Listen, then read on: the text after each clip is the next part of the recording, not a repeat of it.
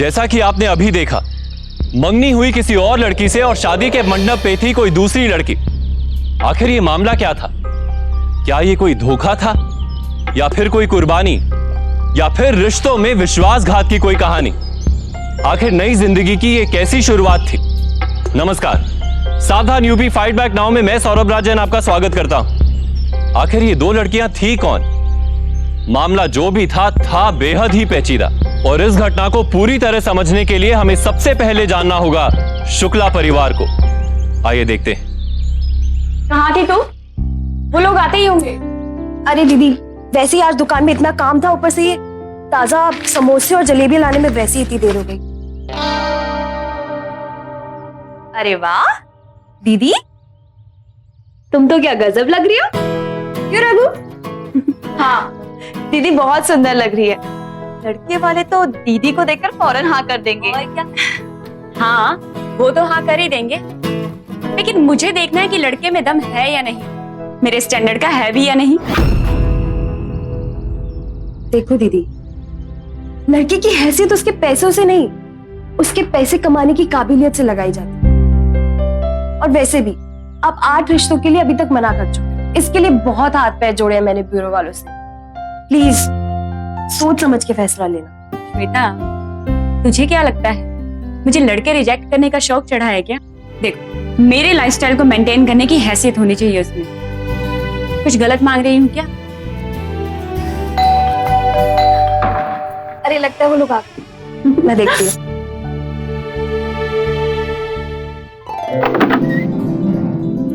नमस्ते। नमस्ते। नमस्ते बेटा।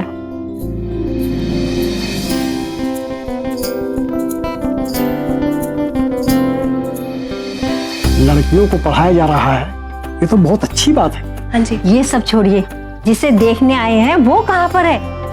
आ रही है बेटा।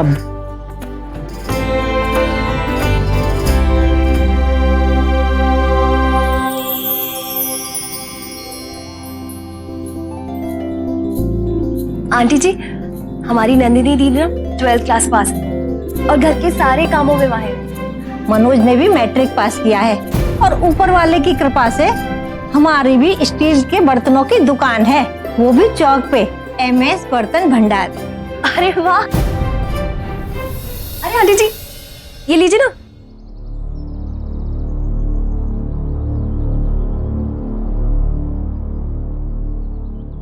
नहीं बस थैंक्स। मैं नंदिनी से अकेले में बात कर सकता हूँ?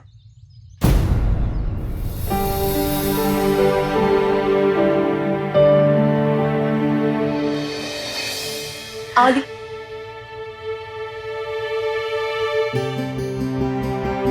तो मनोज, हमें भी बताओ क्या फैसला लिया है तुम दोनों ने?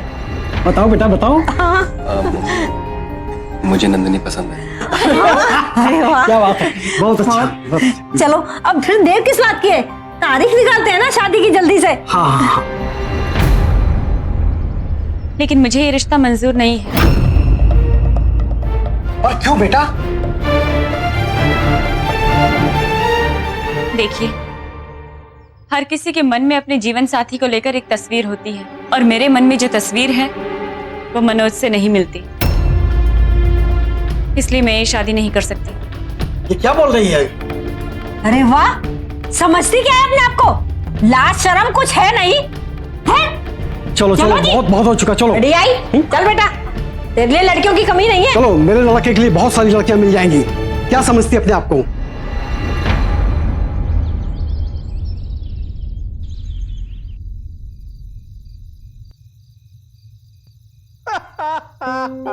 यार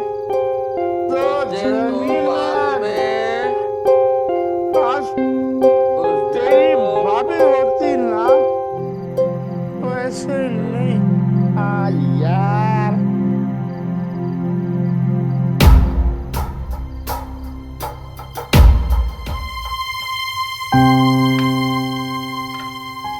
क्या हुआ? कुछ नहीं। दारू पी रहे। अच्छा दी, हे तेरे कपड़े धो दिए। तूने मेरा वो लाल कलर का दुपट्टा देखा है क्या? रेड वाला? हाँ, कबर्ड में है। अच्छा।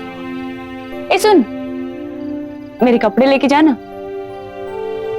दीदी हाँ अच्छा वो आप आ गए, प्लीज मेरी हेल्प कर दो ना। 1 मिनट मुझे बिल्कुल समझ में नहीं आ रहा है। हाँ ये देखिए, ये फॉर्मूला जो है इसको कैसे सॉल्व करना है मुझे कुछ समझ में। आज तेरी भाभी अच्छा तो होती सुन, ना, ये K2 वैसे नहीं। दीदी 1 मिनट में अभी तो रुक, तो बैठी, मैं देखती हूँ।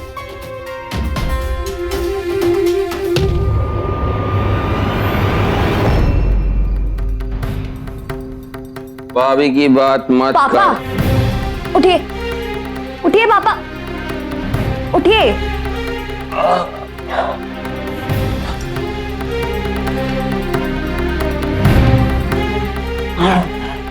पापा प्लीज ये सब बंद कीजिए आप। रागिनी के पर्चे हैं कुछ दिनों में। तो क्या यही ना छोड़ दे? अंकल जी प्लीज आप ये सब यही छोड़ दीजिए। मेरी बहन के पर्चे सर पे, वो पढ़ नहीं पा रही है, प्लीज। ठीक है बेटा, बच्ची के लिए हम दारू रोक देते हैं।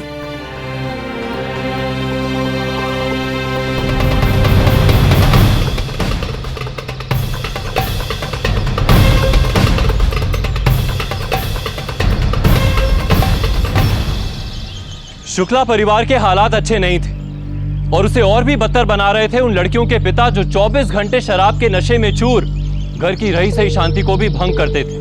नंदिनी किसी अमीर लड़के से शादी करना चाहती थी। रागिनी अपंग होने के बावजूद अपनी पढ़ाई पूरी करना चाहती थी और इन दोनों के बीचों बीच श्वेता घर की जिम्मेदारी और घर की शांति के लिए चुपचाप अपना फर्ज निभा रही थी।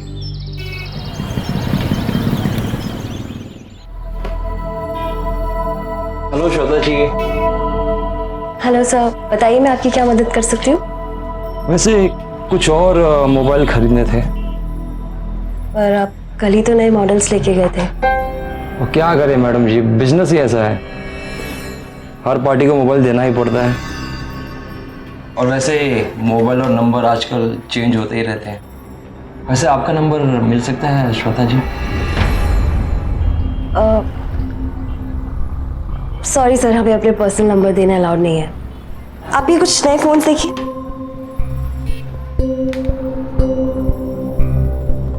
वैसे ये वाला बता दीजिए।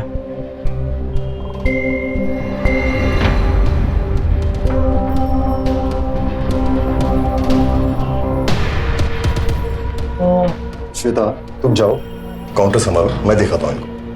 बताइए कौन सा पसंद करेंगे इसमें से? ये वाला दे दीजिए। ये पसंद है आपको? एक काम करिए, आइए काउंटर पे आइए प्लीज।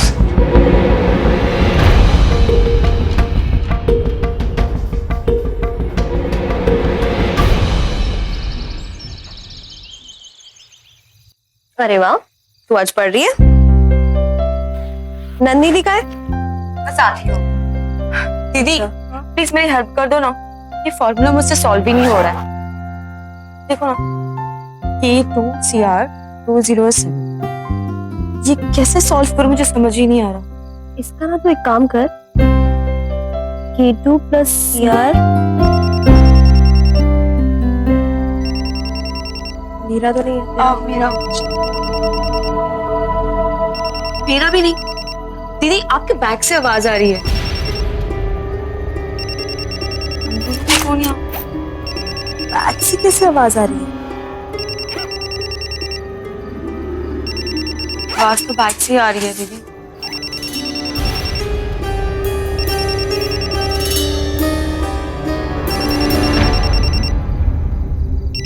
ये किसका फोन है दीदी? पता नहीं। आप आंसर करोगे कॉल? हेलो। इतना टाइम नहीं लगता फोन उठाने में डार्लिंग। कितनी बेचैन हो तुमसे बात करने के लिए। कौन बोल रहा है? और ये फोन मेरे बैग में कैसे आया? सवाल जवाब छोड़ो और कुछ प्यार की बातें करो। वैसे मुझसे डरने की जरूरत नहीं है तुम्हें। मैं किसी से नहीं डरती। तभी तुम्हारे माथे से पसीना टपक रहा है और छोटी वाली तो तुमसे लिपट गई है। अब आशिक अपनी माशूका से बात नहीं करेगा तो और क्या करेगा। देख, आवाज सुन के इतना महंगा मोबाइल। अब सोच, अगर तूने मुझे खुश कर दिया तो तेरे लिए क्या क्या नहीं ला सकता मैं। कुछ तो बोल मेरी जान। दीदी, ये किसका फोन था? मुझे तो बहुत डर लग रहा है। तू डर मत। मैं कल सुबह जाकर ना इस फोन नंबर की सारी डिटेल्स पता कर लूंगी। अब एक काम करते हैं, इसको बंद करके रख देते हैं।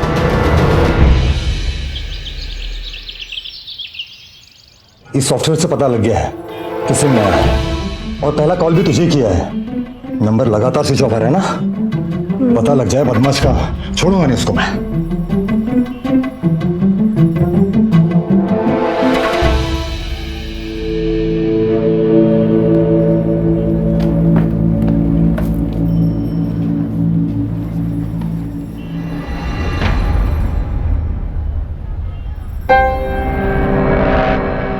Good morning Shweta ji. Good morning. वैसे आज आप बहुत बूझी बूझी सी लग रही हैं। लगता है रात भर नींद नहीं आई आपको। नहीं, ऐसी कोई बात नहीं है। आप बताइए कैसे आना हो? वैसे कुछ देखने का मन था, मतलब कुछ नया देखने का। ओके, ये कुछ नए मॉडल्स हैं, देख लीजिए।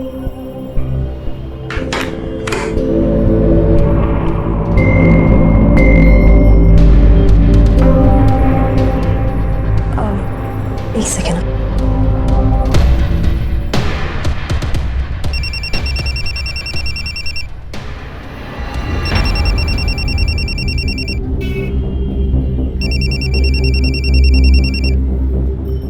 उठाओ फोन। क्या हुआ, हाथ जम गए तुम्हारे? कल रात को तो बहुत जुबान चल रही थी तुम्हारी।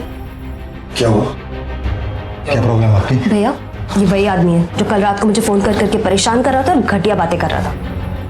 मैडम जी, आपको कुछ गलतफहमी हुई है। गलतफहमी मुझे नहीं, गलतफहमी तुम्हें हो रही है। ये सोचकर कि लड़की पैसे कमाने बाहर निकली तो कुछ भी करने के लिए तैयार होगी। लड़की इज्जत की रोटी क्या कमाने निकली, पर तुम जैसे बैठे ना गली गली उसे बेइज्जत करने के लिए। तुम्हारी हिम्मत भी कैसे हुई मुझे इस तरह की घटिया बात करने की? तुम जैसे लड़कों से डरती नहीं हूं मैं, समझे? चलो चलो निकलो यहाँ से बाहर। चलो चलो निकलो। आइंदा दोबारा यहाँ मुड़कर कभी भी नहीं आना। चलो, आइंदा हमारी इस दुकान पर कभी मुड़कर भी नहीं आना। एमएलए सदानंद तिवारी ने आज नंदगांव में पक्की सड़क बनाने की योजना की है और आज लाला चौक में एक महिला ने बहादुरी दिखाकर एक सरफिरे आशिक को मार्केट में उसके साथ की गई बदतमीजी का मुंह तोड़ जवाब दिया। श्वेता शुक्ला एक मिसाल है उम्मीद की और हिम्मत की। कैसे उन्होंने इस आदमी को सबक सिखाया, आइए देखते हैं। आइंदा हमारी इस दुकान पर कभी मुड़कर भी नहीं आना। तेरी ये औकात। तुम जैसे लड़कों को सबक सिखाने की औकात रखती है हर लड़की, समझे? इतनी हिम्मत तो हम सब में है। अब इससे पहले कि मैं पुलिस में रिपोर्ट करूं, दफा हो जाओ यहाँ से। भैया जी, उसकी ये मजाल, उसने भरे बाजार में आपकी बेइज्जती कर दी। भैया जी, कहो तो लौंडिया को उठा लेते हैं अभी। अभी जाने दो, अभी मामला गरम है। उसे तो ऐसा सबक सिखाएंगे कि जिंदगी भर याद रखेगी।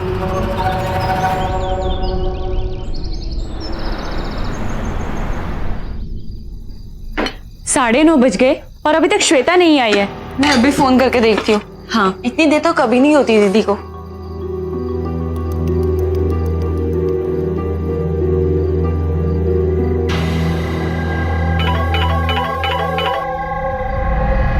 हेलो श्वेता दी, कहाँ है आप? इतनी देर क्यों हो गई? अरे एक्चुअली वो आज नए फोन्स की डिलीवरी होनी थी ना, तो ये लोग थोड़ा लेट आए थे इसलिए। मुझे फोन दे।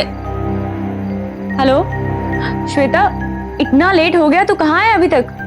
और राजा भैया कहाँ है? अरे वो राजा भैया हरिद्वार गए ना किसी काम से, इसलिए मुझे यहाँ रुकना पड़ा। आप टेंशन मत लो, मैं दुकान बंद कर दी है, मैं जस्ट निकल गई हूँ। आप टेंशन मत लो, मैं पहुंच रही हूँ। ठीक है, जल्दी से आ जा। हाँ ठीक है, चलो बाय।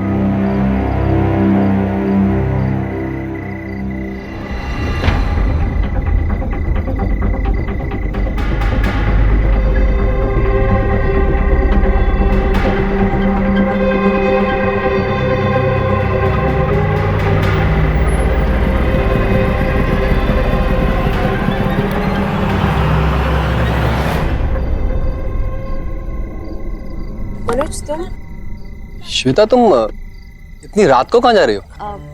घर ही जा रही थी, वो लेट हो गई थी थोड़ा शॉप पे। आओ मैं तुम्हें घर ड्रॉप कर देता हूँ, चलो। नहीं नहीं, मैं चली जाऊंगी रिक्शा पकड़ के, डोंट वरी। अरे इस टाइम रिक्शा थोड़ी मिलेगा। अब कोई आसपास नजर आ रहा होता तो मैं इतना फोर्स भी नहीं करता। आओ आओ, मैं छोड़ दूंगा तुम्हें, चलो। नहीं एक्चुअली वो थोड़ा अजीब है ये, अभी अभी इतना सब कुछ हुआ है और फिर अरे भी छोड़ो वो सब, वैसे भी रिश्ते बनाना ऊपर वाले के हाथ में होता है। डेस्टिनी, चलो चलो वरना और लेट हो जाएगा तुम्हें। कम ऑन, चलो। ठीक है, थैंक यू। वेलकम।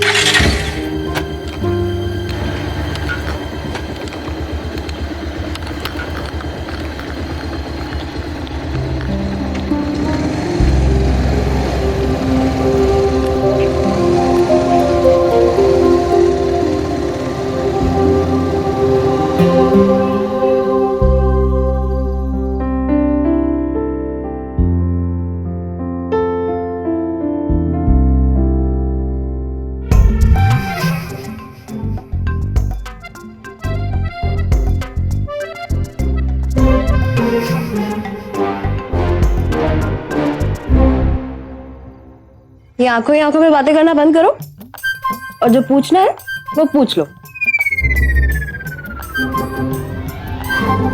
श्वेता, वो जो लड़का तुझे बाइक पे छोड़ने आया था वो कौन था? वो मनोज था।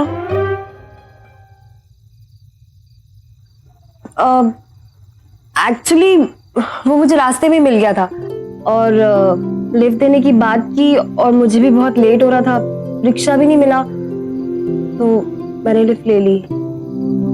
ओह, तो ये बात है, अब आया मेरी समझ में। वो तेरे जरिए मुझसे दोबारा शादी की बात चलाना चाहता है। नहीं दी, मुझे ऐसा नहीं लगता, बल्कि वो तो नहीं जानती है ऐसे लड़कों को। देखना, वो शादी की बात दोबारा जरूर उठाएगा।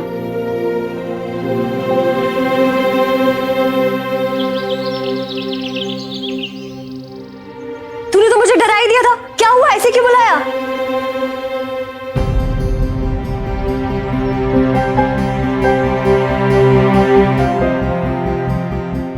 नमस्ते।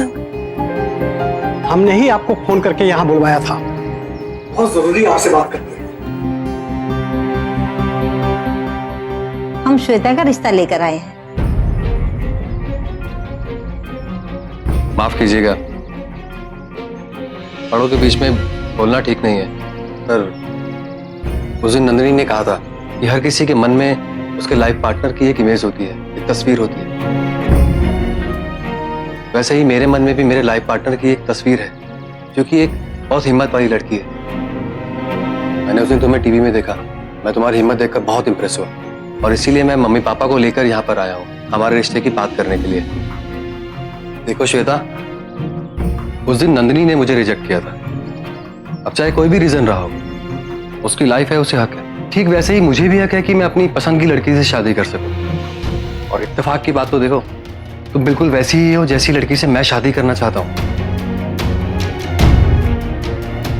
फर्क सिर्फ इतना है कि तुम नंदिनी की बहन हो, मुझे इससे कोई फर्क नहीं पड़ता।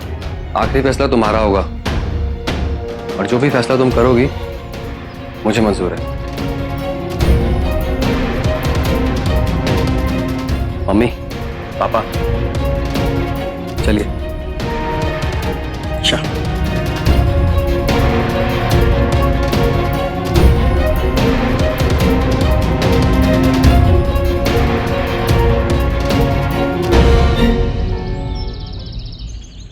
समझता क्या है अपने आप को? इतना ढीठ इंसान मैंने आज तक नहीं देखा। हाँ, तू शांत हो जा और यहाँ आके बैठ जा। वैसे श्वेता, है तो ताज्जुब की बात, वो दोबारा रिश्ता लेकर आया और वो भी मेरे लिए नहीं, तेरे लिए। मैंने उसे रिजेक्ट किया क्योंकि वो मेरे स्टैंडर्ड का था ही नहीं, क्योंकि मैंने बचपन से ही बड़े बड़े सपने देखे हैं। लेकिन तू तो जमीन से जुड़ी हुई है ना, और वो लड़का, वो तो बिल्कुल तेरे जैसा ही है। तो तुम दोनों मिडिल क्लास वाले हो और तुम्हारी सोच भी वैसी है और लुक्स भी दोनों का एवरेज ही है ना। वैसे भी मेरे बाद वो तुझे पसंद करने लगा है, तो एक बार इस रिश्ते के बारे में सोचना जरूर।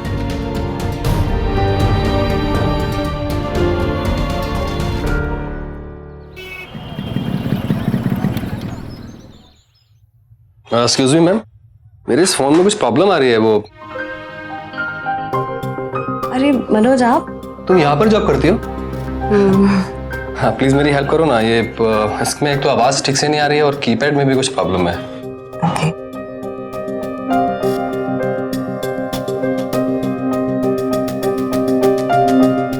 इसको आपको यहाँ पे रिपेयर के लिए छोड़ना होगा एक दिन के लिए। आप ये सिम ले जाइए। लेकिन क्या हुआ? मैं फोन यहाँ पर छोड़ जाऊंगा तो फिर मेरे क्लाइंट्स के कॉल्स मिस हो जाएंगे। एक मिनट, जब तक आपका फोन यहाँ पर रिपेयर के लिए आप ये टेम्परेरी फोन यूज करिए। अरे नहीं मैं मैनेज कर लूंगा। अरे रख लीजिए प्लीज, उस दिन आपने मेरी हेल्प की थी, आज मैं आपकी कर रही हूँ। ले लीजिए। Thank you. You're welcome. Bye.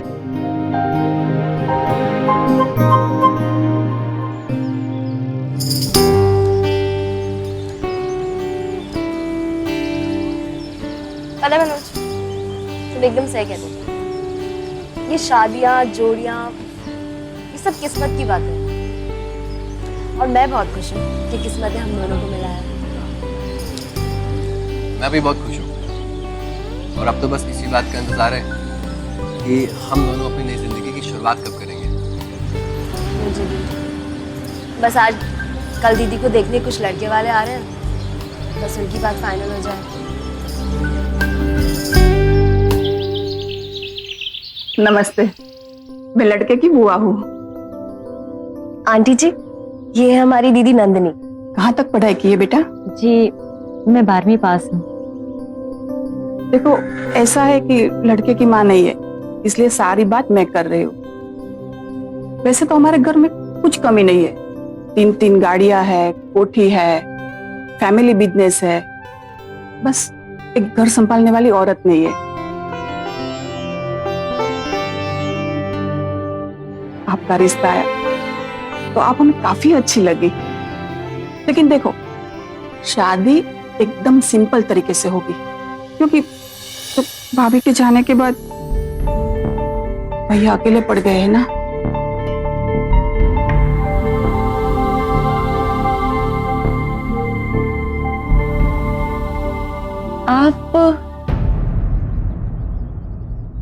आप इनका रिश्ता लेकर आई हैं?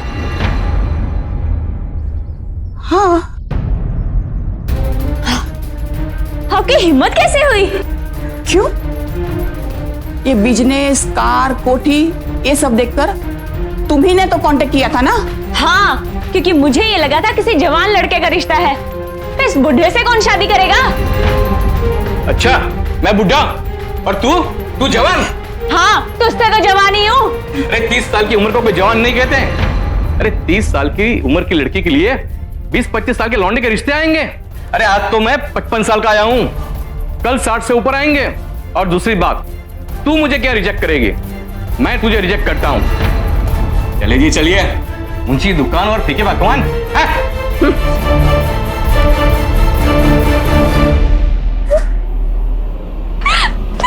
दीदी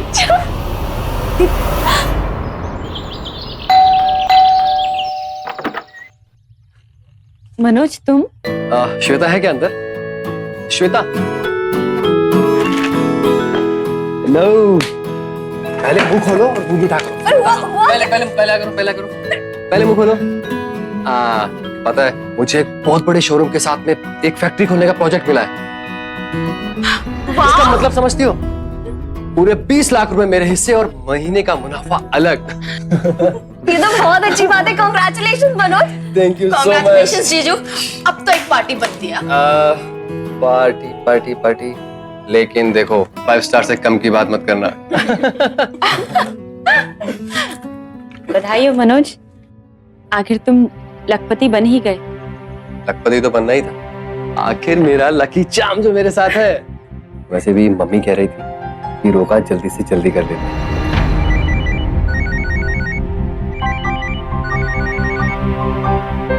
हाँ, एक सेकंड होल्ड करना, एक सेकंड। अच्छा, मुझे बहुत जल्दी है, मैं अभी निकलता हूँ, ठीक है? अरे ऐसे कैसे?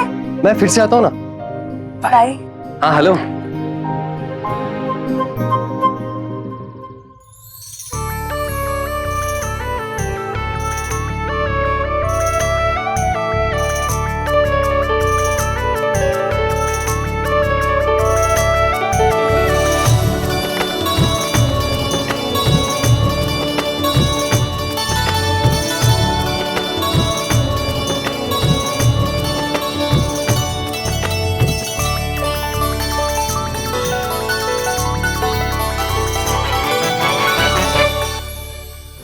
दीदी, आई एम सॉरी।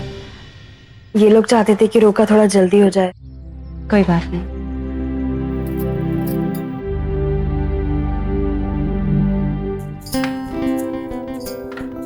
कॉन्ग्रेचुलेशंस दीदी।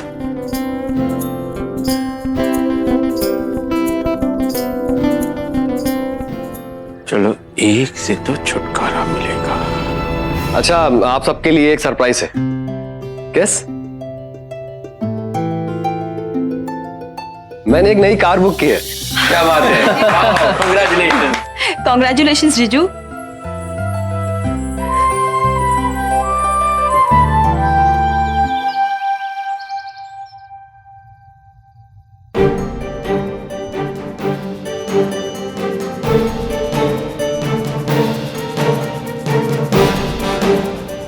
दीदी, दीदी दरवाजा खोलना, 1 मिनट। दीदी, दीदी, क्या कर रही थी तुम? पागल हो गई हो क्या? मुझे माफ कर दे श्वेता। जब उस 55 साल के बुड्ढे ने मुझे इतना सुनाया तो मुझसे रहा नहीं गया। लेकिन इन सब की जिम्मेदार भी तो मैं खुद ही हूं ना। मैंने इतने लड़कों को रिजेक्ट किया और एक बुड्ढा मुझे रिजेक्ट करके चला गया। वो तब छोड़ो दी, पहले तो मुझे प्रॉमिस करो कि आगे से कभी भी ऐसा कोई कदम नहीं उठाओगी, सोचोगी भी नहीं उस बारे में। प्रॉमिस करो। माँ की बात तुम ही तो हो मेरे लिए।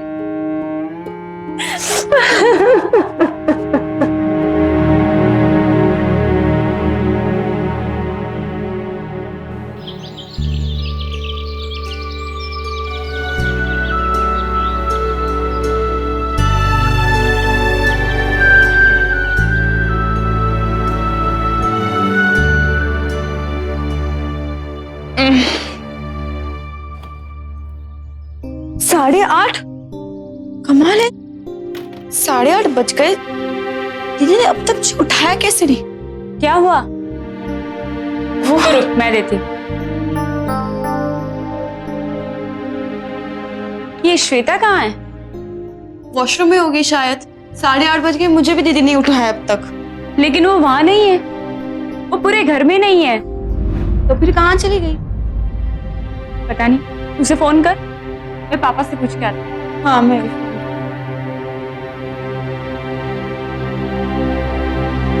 The number you have called is currently switched off. Please try again later. Thank you. The number you have called is currently switched off. Please try again later. Thank you. पापा तो सो रहे हैं। दीदी का भी फोन ऑफ है। अच्छा, मुझे दे, मैं राजा भैया को फोन करके देखती हूँ।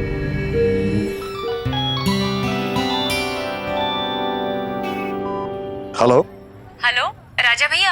हाँ जी। श्वेता दुकान पे आई क्या? अभी तक तो आई नहीं है। क्यों? नहीं, कुछ नहीं, वो बस यूं ही। ठीक है, बाय। क्या बोला राजा भैया ने? दीदी आई थी क्या वहां पर? नहीं। मैं मनोज जीजू को फोन करके पूछती हूँ, शायद उनको पता होगा। हेलो।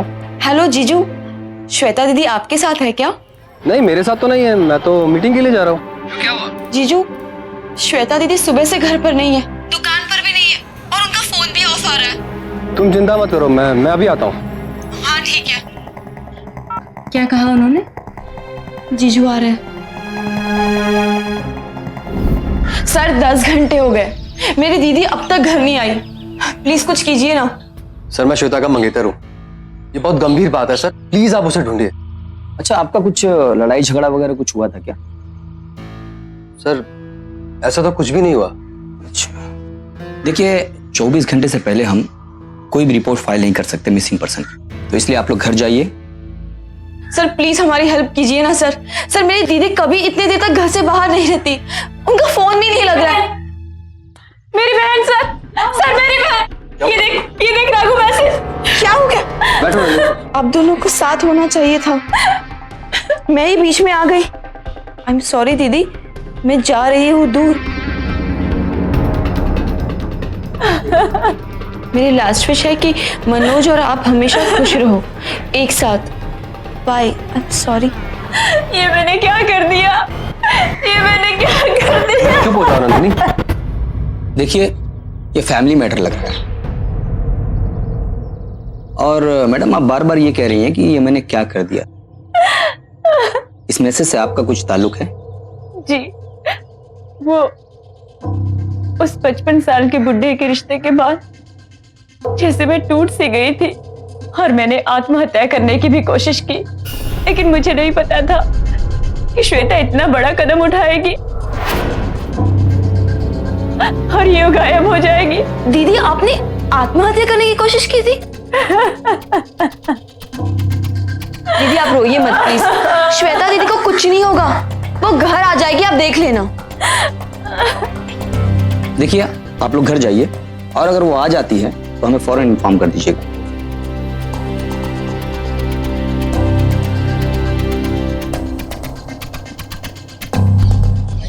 24 घंटे बीत चुके थे, लेकिन श्वेता कहीं नहीं मिली। मिला तो सिर्फ एक एसएमएस। घर वाले और पुलिस दोनों श्वेता की तलाश कर रहे थे। अगर ये कुर्बानी ही थी तो इसमें श्वेता लापता क्यों थी? इस जज्बाती मामले को एसएमएस के बजाय दो बहनें आपस में बैठकर बात करके हल भी तो कर सकती थी, लेकिन ऐसा नहीं हुआ। सब यही सोच रहे थे कि श्वेता गई तो गई कहां। आगे जो सामने आने वाला था वो बेहद ही चौंका देने वाला था। आइए देखते हैं। श्वेता, एक मिनट दूर रहिए प्लीज, साइड में हट जाइए। श्वेता, आप लोग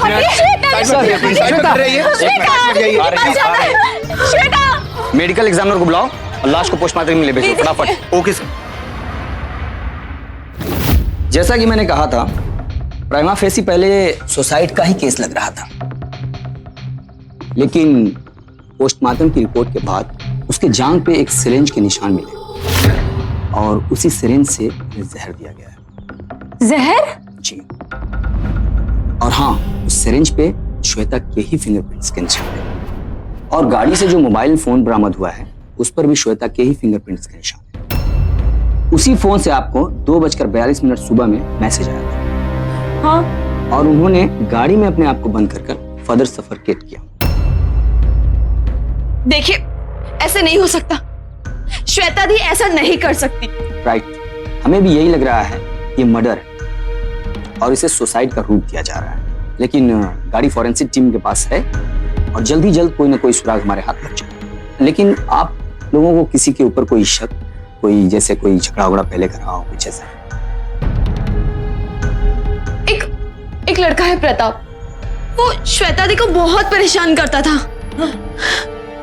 साहब मैंने श्वेता को नहीं मारा साहब, मेरा यकीन करो, मैं तो सिर्फ उसे बदला लेना चाहता था साहब। उसने मेरी बेइज्जती की थी, इसलिए मैं सिर्फ उसे उठवाना चाहता था और कुछ नहीं साहब। सर, रिपोर्ट आ गई है, गाड़ी से कोई भी फिंगरप्रिंट बरामद नहीं हुआ, सिर्फ श्वेता के बाल और उसके फिंगरप्रिंट मिले।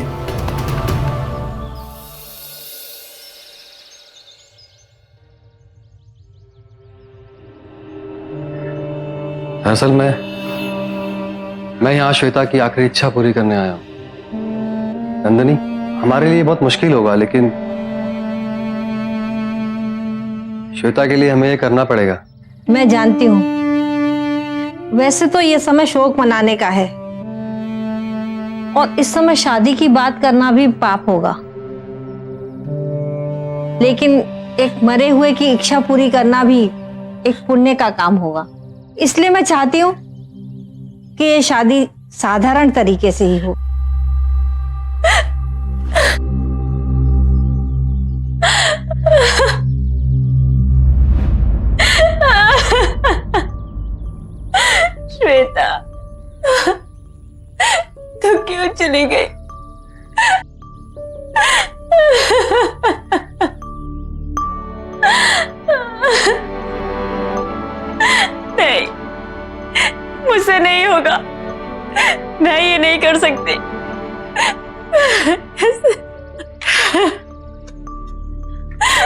दीदी मत रोइए दीदी, प्लीज जो कुछ भी हो उसके लिए अपने आप को कसूर मत दो दीदी। हाँ कर दो, श्वेता दीदी भी तो यही चाहती थी ना। चुप हो जा बेटा, तू बिल्कुल भी चिंता मत कर, हम हैं ना। तो फिर 15 दिनों के बाद हम अपनी बहू को आकर ले जाएंगे।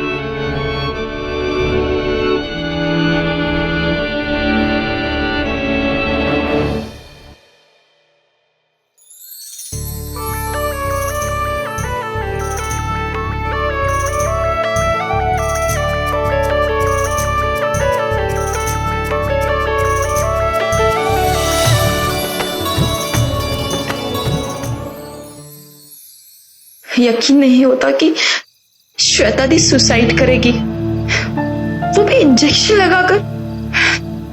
उन्हें तो इंजेक्शन से कितना डर लगता था, और फिर नशे की हालत में वो कैसे इतना लंबा मैसेज बिना किसी टाइपो एरर के सेंड कर सकती थी। ये हो ना हो किसी और का काम है।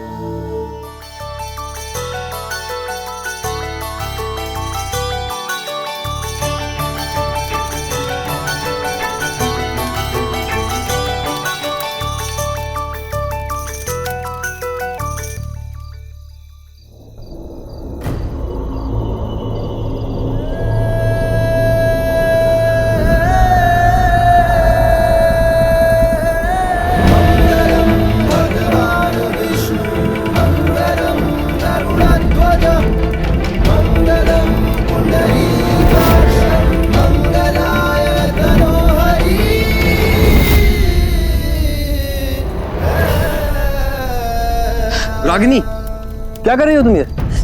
मैं जो कुछ भी कर रही हूँ बिल्कुल सही कर रही हूँ। तुम्हें एक कातिल से शादी करने से रोक रही हूँ। पागल हो गई है क्या? पागल मैं नहीं, पागल आप हो गई है दीदी। आप ही ने मार डाला मेरी दीदी को। ये क्या बकवास कर रही हो तुम? लगता है इसे बहुत गहरा सदमा पहुंचा है। सदमा तो आपको पहुंचेगा दीदी, जब आप सबूत देखोगे। फिंगरप्रिंट्स के निशान नहीं मिले थे ना, इसी वजह से नहीं मिले थे क्योंकि तुमने ये ग्लव्स पहने थे। सही कह रही हूं ना मैं?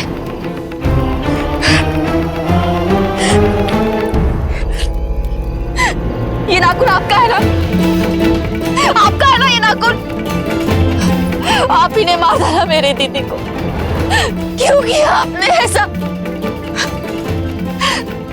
एक बहन के कातिल को दूसरी बहन ने ढूंढ ही दिया, लेकिन अफसोस कि वो आप निकली दीदी। क्यों? बताओ क्यों किया ऐसा? अपनी ही बहन को मार दिया।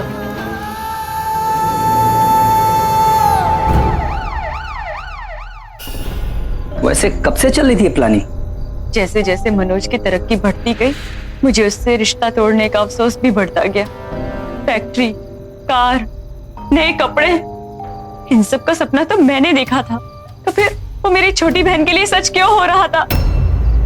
उस दिन जब वो 55 साल के आदमी ने मुझे इतना सुनाया, मुझे रिजेक्ट किया, तो मेरे पांव तले तो जमीन ही खिसक गई। और दूसरी तरफ मेरी छोटी बहन मेरे ठुकराए हुए रिश्ते से धूमधाम से शादी करने वाली थी। बस मैंने आत्महत्या का नाटक किया। क्या कर रही हो दीदी? पागल हो गई हो क्या? क्या कर रही थी तुम? उससे बात की। यकीन नहीं होता श्वेता कि तेरी किस्मत इतनी चमक जाएगी। तो इस रिश्ते से इनकार कर दे, मना कर दे और मुझे मनोज वापस दे दे। तुम पागल हो गई हो क्या दी? क्या बोल रही हो पता भी है? मनोज और मैं एक दूसरे से प्यार करते हैं और मनोज कोई चूड़ी बिंदी नहीं है जो मैं आपको दे दूं। ये तो गलत होगा ना? ठीक है, तू खुश रह।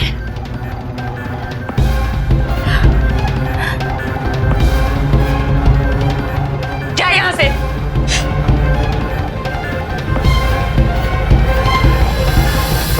वहीं लेटे लेटे उसे मारने का प्लान बनाया और उसे बाहर बुलाया।